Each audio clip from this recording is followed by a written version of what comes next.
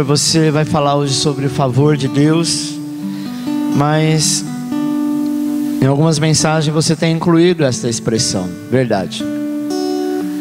Nós não podemos cansar de falar sobre o favor. Então o tema de hoje é o favor de Deus.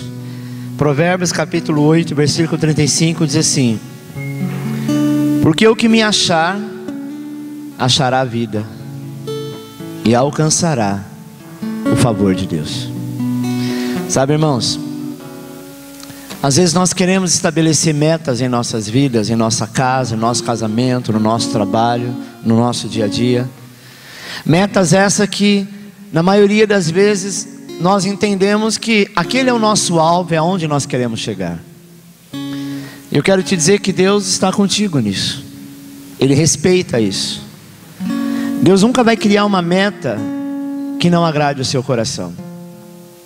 Nunca imagine que você vai fazer alguma coisa contra a sua vontade para ser a vontade do Senhor. Pelo contrário, Deus, ele tem o poder de alinhar o nosso coração ao coração dele, e ele tem o poder de fazer você querer as coisas que ele quer. É engraçado que o diabo faz isso muito bem. Enquanto nós estamos no mundo, e depois que você se converte, você fala: meu Deus, como que eu fazia aquilo? Mas na época era tão prazeroso, porque o mundo tem esse poder, o diabo tem esse poder, mas o poder do Senhor é maior. E nunca imagine, amado, que aquilo que fechou o seu coração, aquilo que te entristeceu, aquilo que você não quer, ainda que você tente, você fala: eu tenho que fazer porque Deus quer que eu faça. Não se engane. A Bíblia diz que Deus não traz peso nem fardo para ninguém. Mas quando nós encontramos nele e decidimos: eu quero fazer a tua vontade, ainda aquilo que nós não gostaríamos, ele faz a gente gostar, porque isso é favor. Sabe, estabelecermos alvo é muito importante. Que você entenda, talvez o tamanho dos seus sonhos, a grandeza dos seus sonhos, ou sonhos de Deus para você. Mas eu quero te dizer que a maioria dos cristãos, amado, não consegue estabelecer grandes alvos e sonhar, porque eles ainda não tiveram a percepção do favor de Deus que está sobre eles. Alguns anos atrás eu tinha alguns objetivos, alguns alvos, mas eu dizia: não, eu não tenho capacidade para isso.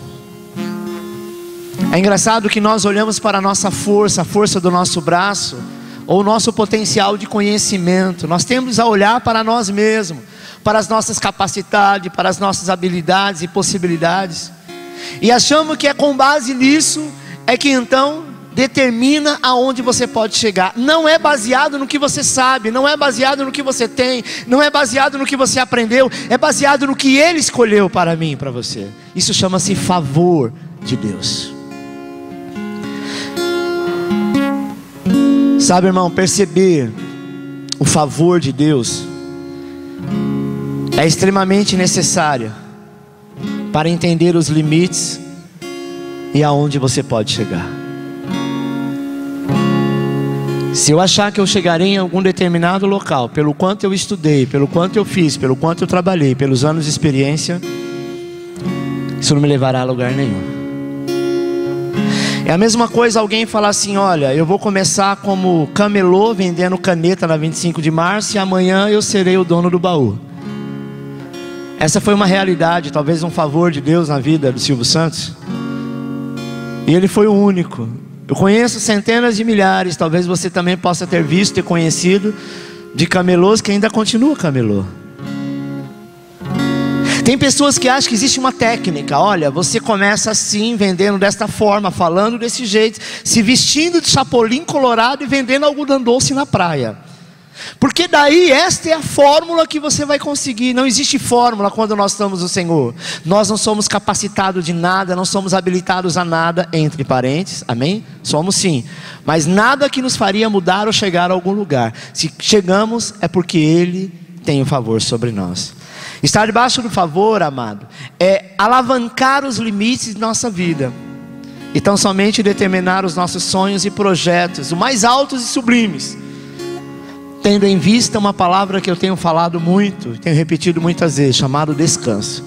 Se eu descansar no Senhor, o favor de Deus virá sobre a minha vida.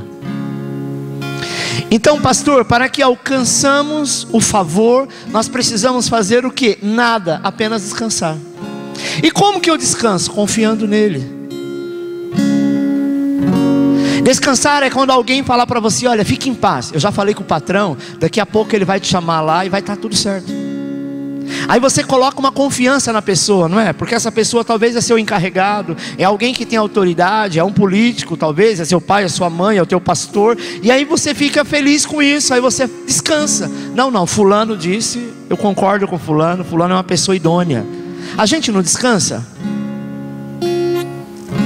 É engraçado que a gente vota em pessoas para ser político, acreditando numa promessa que pode se cumprir como não.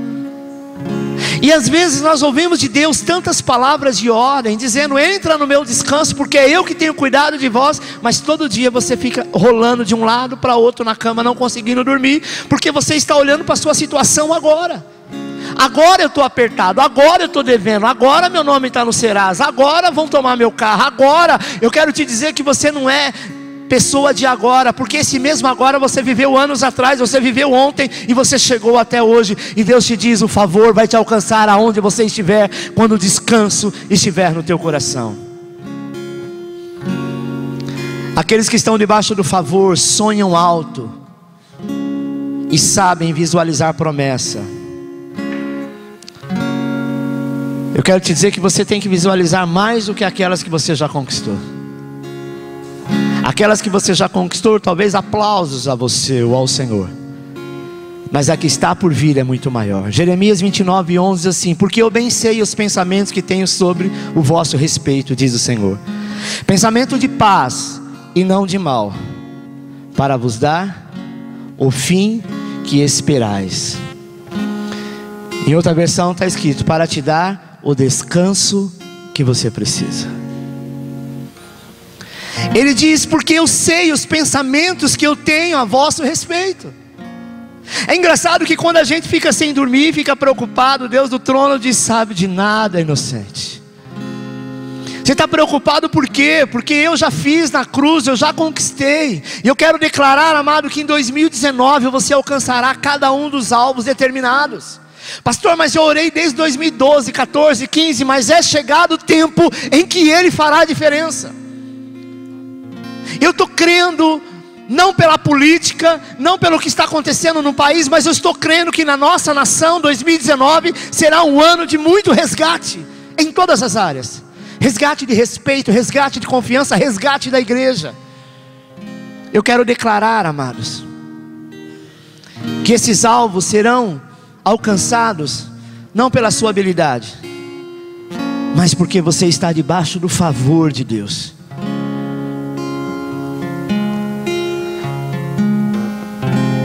Quando nós estamos na graça, nós estamos debaixo deste favor.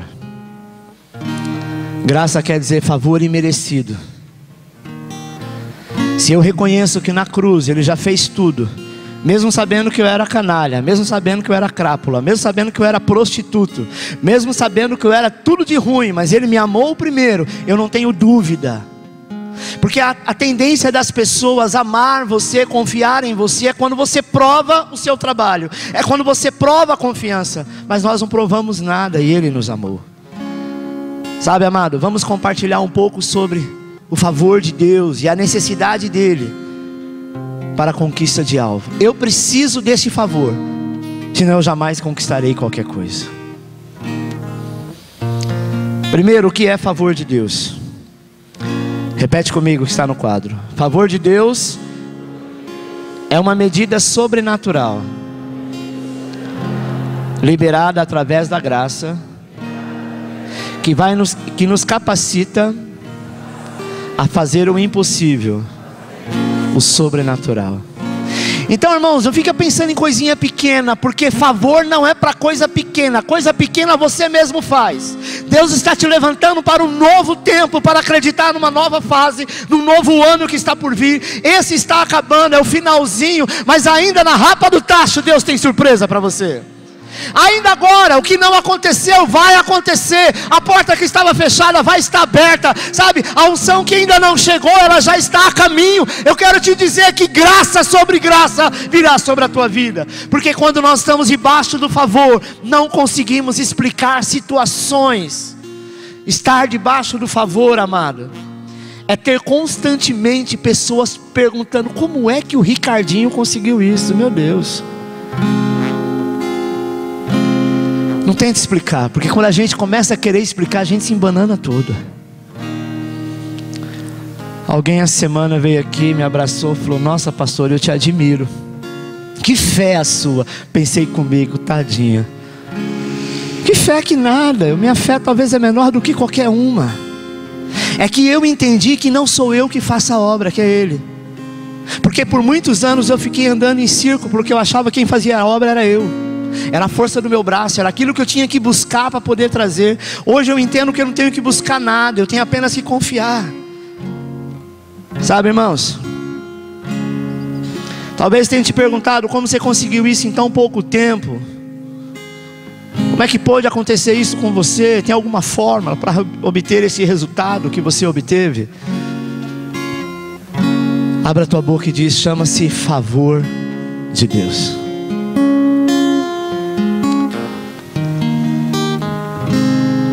Um jornal americano procurou o pastor Aloysio Silva, tentando entender qual era a fórmula que ele tinha usado, que em menos de 20 anos, uma igreja que começou numa garagem com uma célula, hoje está na maioria dos países do mundo. Sem mídia, sem programa no rádio, nada disso. Ele disse: olha, se eu tentasse aqui de alguma forma, politicamente correto, tentar te dizer uma fórmula, eu estaria mentindo para mim mesmo. Eu não sei como, eu não sou capacitado para isso. Eu nunca estudei para isso e ninguém nunca me ensinou. Mas como se explica? Ele disse: favor de Deus. E o que é favor de Deus? É confiar que Ele vai fazer e pronto. Confiança não tem tamanho, não tem limite. É como uma criança, um bebê, quando está no colo da mãe amamentando, ela não está preocupada com nada. Ela sabe que na hora que ela chorar, a mãe já vai colocar o peito na boca e ele vai ficar feliz.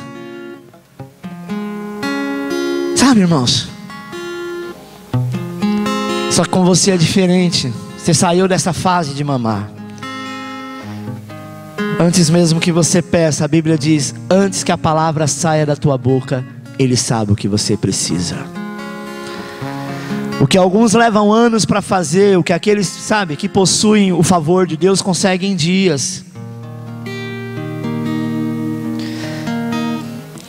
A videira tem a conferência anual, sempre no mês de dezembro, na primeira semana. Durante 2 a 3 anos consecutivos eu estava lá. Eu espero este ano conseguir estar. Uma coisa que eu estava preocupado, não sei se foi o ano retrasado, foi o outro, com algumas contas a pagar, e eu ouvi o pastor Aloysio comentando que a conta de luz deles era quase R$1 milhão.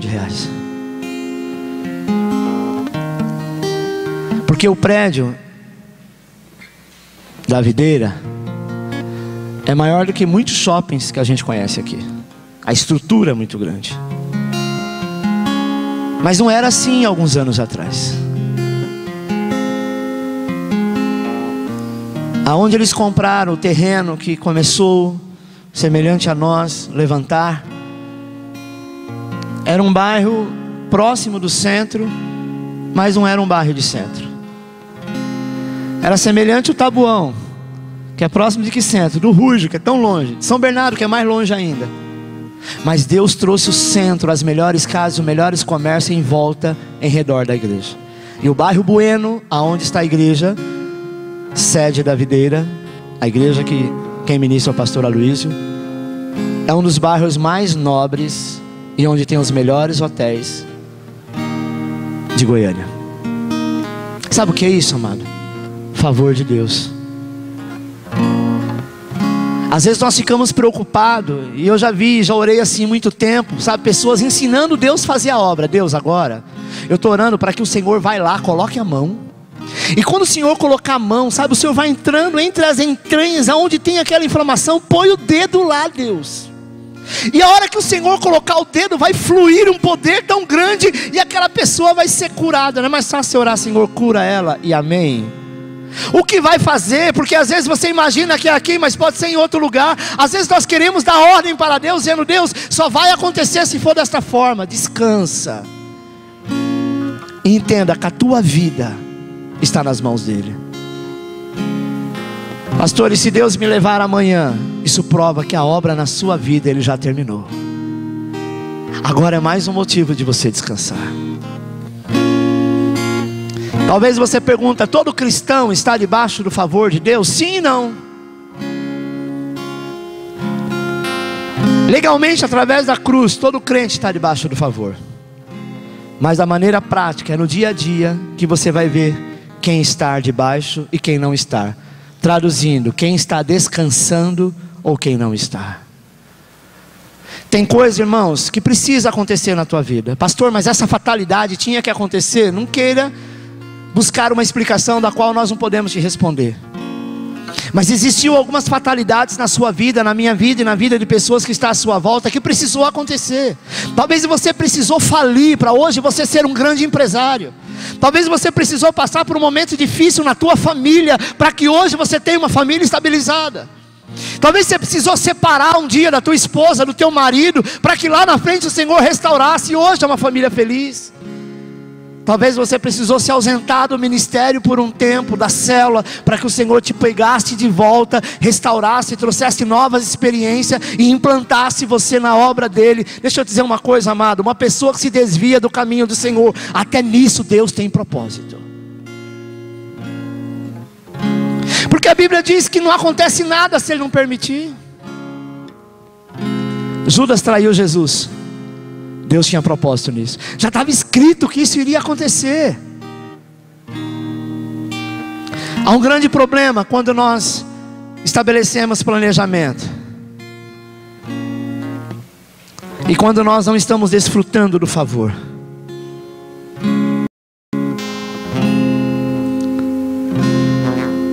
Se você planejar alguma coisa e não estiver debaixo do favor, você vai usufruir apenas de cansaço. Próximo tópico: motivo de muitos cristãos não desfrutar do favor. Sabe por quê? Porque eles aprenderam a olhar para si mesmo. Eles possuem a tendência de achar que os seus resultados é que é eficaz. Porque eles acreditam que tudo que eles têm é fruto do seu trabalho. E a Bíblia diz totalmente o contrário disso. Tudo que nós temos, o fruto é do trabalho dele. Porque o seu trabalho é apenas descansar. Quando fazem tudo certo, o ser humano tem a tendência de merecer. Ele diz: não, eu consegui isso aqui porque é merecido. Eu fiz a minha parte. Deus não chamou para você fazer parte nenhuma. A única parte que você tem que ter é da herança. Quando fazem tudo, se julgam merecer e imaginam que a consequência dos seus esforços próprios é que vai gerar a bênção. Sabe aquela pessoa que ajuda alguém a atravessar a rua? O cego atravessou a rua. E aí você fala: nossa, hoje eu sei que eu vou ser abençoado porque eu fiz uma boa ação. Deus chamou para fazer boa ação todo dia. Estar debaixo do favor de Deus é parar de olhar para nós mesmos e olhar para Ele. Entendemos que somos justos, amados e não somos merecedores, mas Ele nos amou. Porque se eu achar que eu mereço, isso vai me causar alguns méritos. E esse mérito só precisa acontecer, amado, quando nós olhamos para a cruz. Pastor, então quer dizer que eu não posso determinar alvo? Sim, dentro dos limites do qual você pode fazer, mas confiando no sobrenatural, quem faz é Ele. Quantos têm um plano, seja lá qual for, para daqui 2, 3 meses? Levante a mão. Para daqui 6 meses, daqui 1 ano. Meu projeto é para daqui 10 anos. Você não sabe se você acorda vivo amanhã. Mas isso não impede que eu faça o meu projeto, que você faça o seu. Deus, Ele não vai paralisar a obra porque eu fiz um projeto apenas para 2 meses. O Senhor diz: sonhe, meu filho, sonhe alto, determine aquilo que você quer alcançar, sabe? Você realmente tem que dar o primeiro passo e eu serei contigo, mas confia tão somente que Ele vai prover. Há uma coisa que a gente faz inconsciente, mas que nós deveríamos pensar muito bem. A gente costuma fazer dívida sem saber se você ainda vai ter emprego daqui a 1 ano. Vou comprar essa televisão Full HD. Agora, Full não, já não é mais Full, já é 4K. Em 12 prestação no cartão de crédito. Pastor, é pecado isso? Não, não é isso que eu estou dizendo. O nosso desejo de obter o produto, ele é tão intenso, que você já faz planos para daqui a 1 ano. Nós estamos falando da volta de Jesus. Eu não sei se daqui a 1 ano eu ainda continuo empregado, eu não sei se daqui a 1 ano eu vou conseguir pagar, mas esta mesma convicção que você tem na hora de comprar, é que o Senhor te diz nesta manhã: tem esta mesma convicção no dia a dia. Amanhã você vai comer, você vai se vestir, a tua saúde vai estar em pé, a tua família vai estar debaixo da graça, nenhum mal te sucederá, nem praga alguma chegará à tua tenda, porque o favor de Deus está sobre a tua vida. Deus te chamou para ser filho, e como filho você tem o direito e a herança. Quando o pai morre e a mãe, sobra a herança para os filhos. São 2 filhos. Se um disser: eu não quero, alguém pode obrigá-lo a querer a herança? Não.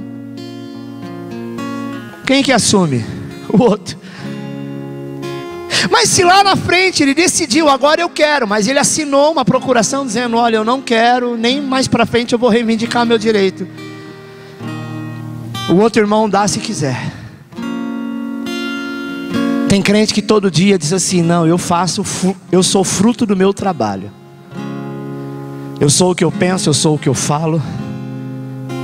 Eu existo porque eu decidi existir. Eu quero te dizer que você está abrindo mão da tua herança. O Senhor não está dizendo para você não trabalhar, para você não sonhar, para você não fazer. Mas Ele está dizendo: olha, você sonhou com 5%, sonhe com 50%. Como Deus, se eu só tenho capacidade para 5%, confia que os 45 sou eu que vou fazer, diz o Senhor. Sabe, irmãos? Próximo: sem o favor você terá muito trabalho e pouco resultado. Ninguém jamais conseguirá chegar ao lugar que Deus sonhou para você através dos seus esforços. Sabe, irmão, talvez em algum momento da vida você recebeu alguma profecia de alguém usado pelo Senhor, e que por um momento você questionou, dizendo: como que isso vai acontecer? Imagina, logo eu, quem sou eu? É isso que o Senhor quer que você entenda. Eu não sou nada, você não é nada, mas Ele te escolheu e te capacitou. Estar debaixo do favor é ver Deus trabalhando para você. Tem um louvor que nós cantamos, se eu não me engano foi na ceia passada, que diz assim: é meu, somente meu todo o trabalho, e o seu trabalho é descansar em mim. Em 2019, deixa Deus trabalhar para você, meu irmão. Quem está debaixo do favor começa a liberar o haja e deixa que Ele faz. Eu quero listar rapidamente resultado da vida de alguns homens que entenderam o favor de Deus e que para eles não teve limite. O primeiro dele, Davi e o favor de Deus. Olhando para a vida de Davi, tinha um limite natural. Era como se fosse o filho bastardo, uma família de irmãos guerreiros e valentes. E ele, ao invés de ser parecido com seus irmãos, que eram guerreiros, que eram valentes, isso era visto na época com os bons olhos. É a mesma coisa, você é de uma família que todos são médicos, advogados, engenheiros, e você é o Zé. Quem é ele? Ah, ele é o Zé. Que profissão que o Zé tem? Ah, ele cuida de galinha, de cabrito, de ovelha. Olhando para os irmãos, Davi não era ninguém. Talvez ele era considerado o filho bastardo. É tanto que quando o profeta chega lá para ungir rei, nem o pai o reconheceu. Diz: não, vamos chamar os guerreiros. Quando o Senhor disse: não é nenhum desses, ele disse: então será que é Davizinho? Sabe, irmãos, ele era esquecido e aparentemente sem valor. Qual tipo de planejamento um rapaz como esse poderia ter? O máximo talvez que ele poderia se tornar era um bom pai de família, um pastor de ovelha, sabe? Aquele que cuidava do rebanho. Mas eu quero te dizer que o favor de Deus encontrou Davi enquanto ele tocava a harpa e cuidava de ovelha. O cuidar de ovelha, diante daquilo que os seus irmãos faziam, era absolutamente nada. Mas Davi, ele tinha um coração de Deus. Ele não estava preocupado em se armar, em aprender a manusear uma espada, mas ele estava preocupado em adorar o Senhor com seus cânticos, com seus salmos. Adorar o Senhor com a sua voz, com a sua habilidade. Enquanto os irmãos dele estavam se preparando e não chegaram a ser soldados do rei, Deus levantou Davi como o rei de todos eles. Talvez Davi nunca imaginou, amado, mas Davi estava debaixo do favor, então ele se torna o maior rei da nação de Israel. E detalhe, Jesus entra na genealogia dele, chamado filho de Davi. Aquele que era considerado bastardo, aquele que era apenas um pastorzinho, aquele que era o Zé, sabe? O Zé ninguém. O Zé que não tinha profissão, foi aquele que hoje, através do Todo-Poderoso, é conhecido como filho de Davi. Não foi filho de Jessé, não foi filho de Jeroboão, e de nenhum outro homem, foi de Davi. Não bastasse o favor que o Senhor lhe tira do meio das ovelhas e coloca no trono. Deixa eu te dizer uma coisa: se você entender o favor de Deus na tua vida, você não será apenas o Zezinho, a Maria, a Joaninha. O Senhor te colocará num trono que você nunca imaginou estar. Trono que eu falo não é política, não é poder, mas é o trono daquilo que para você, o que é top, é o seu trono. Sabe, irmãos, ele recebe a promessa de que seu trono não teria fim. E Jesus é chamado filho de Davi. Jesus é o rei eterno, cujo reino não terá fim. Sabe por quê? Porque baseado no descanso de Davi. Davi entendeu tanto que era o descanso, que ele foi ungido rei. Você sabe da história. O rei ainda estava no poder, que era Saul, um homem corrupto, que tentou matar Davi por muitas vezes. Davi descansou. Não pense você que Davi foi ungido rei, daqui um ano Davi já estava no lugar de Saul. Demorou um processo de tempo. Ele era muito novo, ele tinha que aprender algumas coisas. Às vezes nós achamos assim: Deus me ungiu para quê? Deus me chamou para fazer, sabe, isso aqui para quê? Deus me chamou para aprender essa profissão para quê? Agora eu não estou fazendo nada. Descansa, porque Ele não te chamou para te deixar esquecido numa gaveta.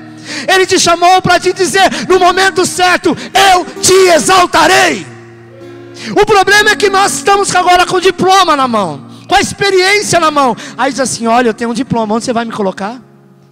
Minha parte agora é tanto, eu quero receber tanto. Fique em paz. Todo o teu esforço, toda a tua lágrima, todo o teu choro, todo o momento que você pensou em desistir e você não desistiu e foi até o final, Ele te exaltará. 1 Samuel 7,8 diz: agora pois, diga ao meu servo Davi, assim diz o Senhor dos exércitos: eu tirei das pastagens onde você cuidava dos rebanhos, para ser o soberano de Israel, o meu povo. Deus vai te colocar por cabeça e não por cauda. Versículo 16: quanto a você, a sua dinastia e o seu reino permanecerão para sempre diante de mim, e o seu trono será estabelecido para sempre. É engraçado, amado, que isso foi uma promessa que foi feita há centenas de anos atrás, milhares de anos atrás, mas até hoje fala do reino eterno de Davi. Deus é um Deus que honra. Aquela mulher que ofertou ao Senhor um vaso de alabastro, que ungiu a sua cabeça, porque havia um costume na época, que quando você reconhecia, tinha honra a alguém, ou quando era alguém de honra, ele precisava ser ungido com um unguento caro, e aquela mulher usou tudo o que ela tinha, era uma prostituta. Talvez a visão dela era assim: bom, eu serei lembrada na nação de Israel como Kenga, como, sabe, tieta do agreste, como prostituta. Talvez a percepção dela era essa, mas ela não estava preocupada com o que os outros iam pensar. Ela ofertou aquilo que ela tinha de melhor. E a Bíblia diz que a sua história seria repetida por milhares de anos. Deus quer repetir a tua história. Deus quer falar do legado que você vai deixar. Foi isso que fez o favor na vida de Davi, sabe, irmãos? Ele tinha como limite apenas pastorear algumas ovelhas. Mas o favor de Deus disse assim: você não vai apenas apacentar ovelhas, você vai apacentar uma nação inteira. Ele sonhou em reinar sobre uma era, mas o favor de Deus diz que ele reinaria porque o seu reino seria eterno. Ele tinha apenas um coração de adorar, mas o favor tornou um homem segundo o coração de Deus. Ele apenas achava que ele estava sendo habilitado a tocar a harpa. Talvez se fosse hoje ele estaria tocando um violão. Achava que no máximo que ele poderia fazer era dedilhar isso. E Deus usou aquele instrumento para expulsar demônios do próprio rei. O segundo homem que eu quero citar é Pedro. Pedro e o favor de Deus. Eu falei de Davi, um menino simples do campo. E agora eu quero falar de um pescador, amado. Olhando naturalmente olhando para a vida de Pedro, havia poucas possibilidades dele ser o homem que seria a sequência do ministério de Jesus. É engraçado que muitos imaginavam que seria João. João era mais novo. E se sabe que o jovem, ele tem uma facilidade de aprendizado muito mais rápido do que uma pessoa mais velha. Pedro talvez era o mais velho de todos eles. Era cheio de mania. E Deus o chamou para ser o primeiro líder da igreja na terra. Pescador. Provavelmente foi rejeitado das escolas judaicas, as escolas convencionais da época. Explosivo, imediatista, ignorante, ogro de tudo.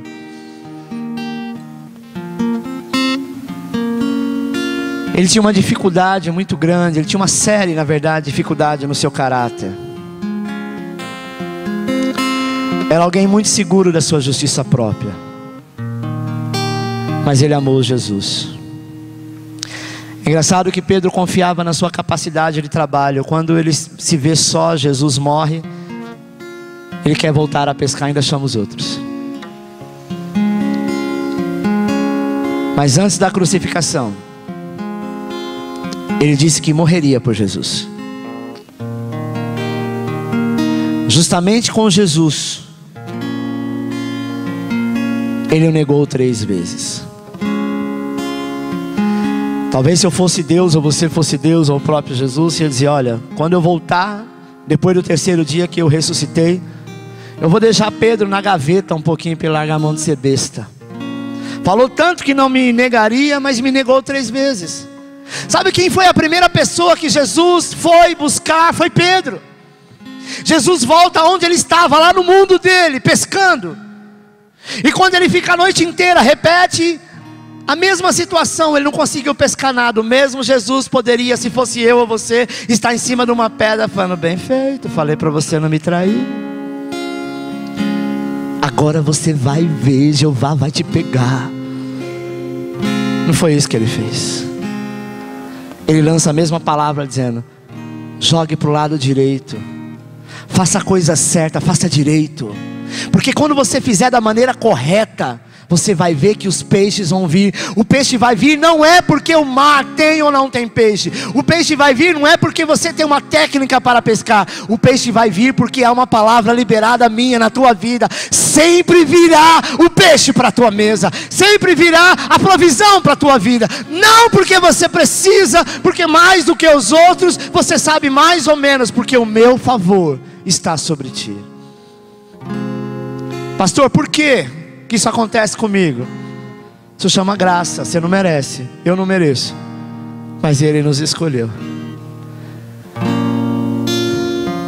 Você sabia que nesse exato momento, aqui na cidade de São Bernardo de Diadema, centenas, se não milhares de pessoas estão morrendo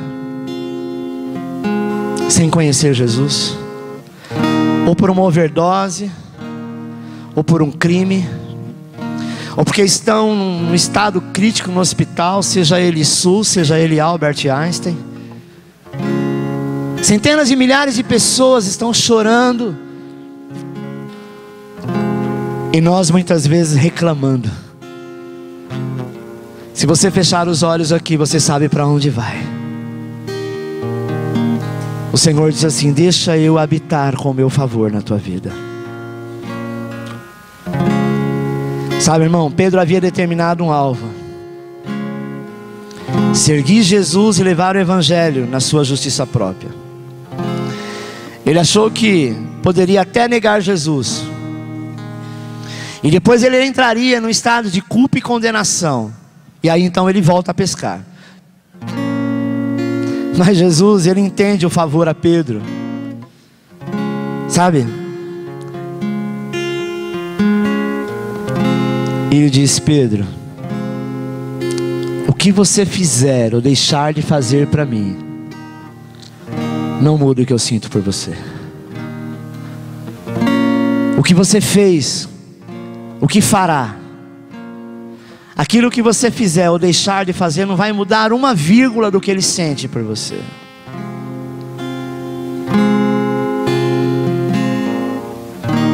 Porque amor é isso.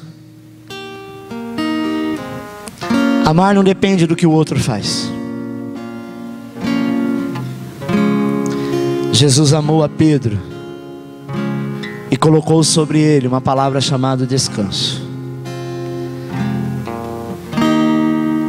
Ele negou Jesus por medo de morrer,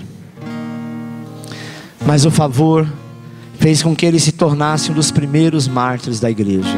João 21:15 diz assim: depois de comerem, Jesus perguntou a Pedro: Simão, filho de João, você me ama realmente mais do que estes? Disse ele: sim, Senhor, tu sabes que te amo.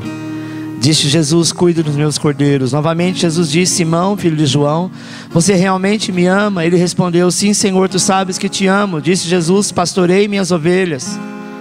Pela terceira vez ele disse: Simão, filho de João, você me ama? Pedro ficou magoado porque Jesus perguntava pela terceira vez: você me ama? E ele disse: Senhor, tu sabes de todas as coisas e sabes que te amo. Disse Jesus: cuide das minhas ovelhas.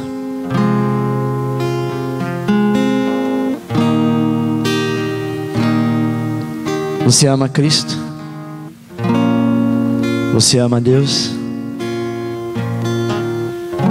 Cuide das suas ovelhas. Não, pastor, não posso cuidar não, não sou pastor. Quem cuida de ovelha é pastor. Quem cuida de ovelha são vidas chamadas por Ele. Eu sei que está quente aí, viu, irmão? Eu também estou sentindo o fogo. Mas isso aqui é espiritual, viu? É tão espiritual que todos estão sentindo. Aleluia. Ele te chamou para cuidar das ovelhas dele. Pastor, mas e quem vai cuidar da minha casa? Ele. Quem vai cuidar dos meus interesses? Ele. E se faltar alguma coisa, Ele não vai deixar faltar nada. Quem vai cuidar da minha família? A Bíblia diz que Ele é o guarda de Israel. Nós só devemos descansar nele. Agora essas palavras são minhas que eu vou dizer para você. A mesma fidelidade que você tem para sair no horário certo, para ir trabalhar, tem a mesma fidelidade para você ir para a célula cuidar. Ufa, ainda bem que ele falou para líder. Não, eu estou falando para você mesmo. Se cada um cuidar uns dos outros, nós teremos segurança. Quantas mães e pais que tiveram que trabalhar e tinha meia dúzia de bacurim, sabe o que eles faziam? Falava para o mais velho: cuida do mais novo. Falava para o mais novo: cuida do seu irmão. E um cuidando do outro. E falava para todos eles: olha, o João, que é o mais velho, ele está aqui E se vocês desobedecer, Ele tem a minha autorização de descer o pau e bater em vocês. Aí chama o João do lado e fala: se você tocar nos seus irmãos, depois a gente acerta. Sabe o que é isso? É um cuidar do outro. Nós precisamos estar assim, porque quando nós estivermos assim, o favor de Deus estará sobre nós. O primeiro líder da igreja e responsável pela igreja, como modelo em salvação, liderança e inspiração, só viveu isso devido ao favor que lhe foi imputado. 1 Coríntios 2,9 diz: nem olhos viram, nem ouvidos ouviram, nem jamais penetrou em coração humano que Deus tem preparado para aqueles que o amam. Obrigado, Fátima. E para terminar, isso é favor, viu, irmãos? Não pedi, mas chegou. Faça planejamentos, tendo em vista que você está debaixo do favor de Deus. Tem pessoas que dizem assim: ah, pastor, eu estou tão desanimado com esse país, eu acho que não tem mais jeito não, sabe? Antigamente eu tinha sonhos, olha, o ano que vem eu tenho uma meta X, eu vou para academia. Engraçado que essa meta ninguém cumpre. Eu sou um deles. Vou emagrecer, vou perder tantos quilos, vou fazer isso, vou fazer aquilo. Chega o ano, amado, isso não acontece. Não é esse tipo de planejamento que eu estou te dizendo. Planejamento que você vai fazer e que você pode realizar com a força do teu braço, Deus respeita, mas é um problema seu.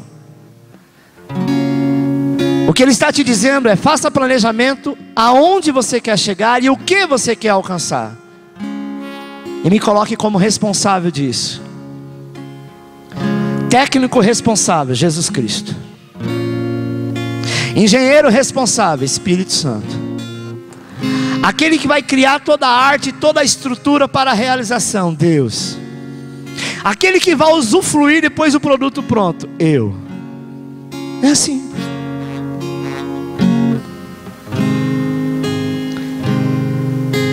Não esteja confiado nas suas habilidades, nas suas economias, nas suas facilidades, mas um favor. Não esteja amedrontado, enxergando as suas incapacidades. Olhe para o favor de Deus. Creia, você está debaixo dessa bênção, do cuidado, da justiça de Deus. E é por isso que os limites de estar debaixo do favor só dependem de você e não mais dele. Amém? Agora deixa eu te dizer uma coisa, te ensinar uma coisa rápida e básica. Sempre que te perguntarem de algo bom que lhe aconteceu, saiba testemunhar e diga para a pessoa: isso é favor de Deus. É como um testemunho. Toda vez que nós testemunhamos, nós edificamos a vida de alguém, até mesmo a nossa própria vida. Há suprimento, vida e prosperidade para você, mas você só precisa reconhecer qual é o supremo favor de Deus. E para terminar, como que eu sei que eu sou merecedor? Corre sangue aí nas tuas veias? Esse sangue que corre na tua veia hoje, no mundo espiritual, ele está misturado com o sangue do Cordeiro que já te perdoou de todo o pecado. Você é herdeiro. O seu nome está escrito no livro da vida. E por mais que você errou, falhou, pecou, destruiu qualquer coisa que era o plano de Deus, Deus é responsável para restaurar e restituir. Amém? Se coloque de pé, eu quero orar por você.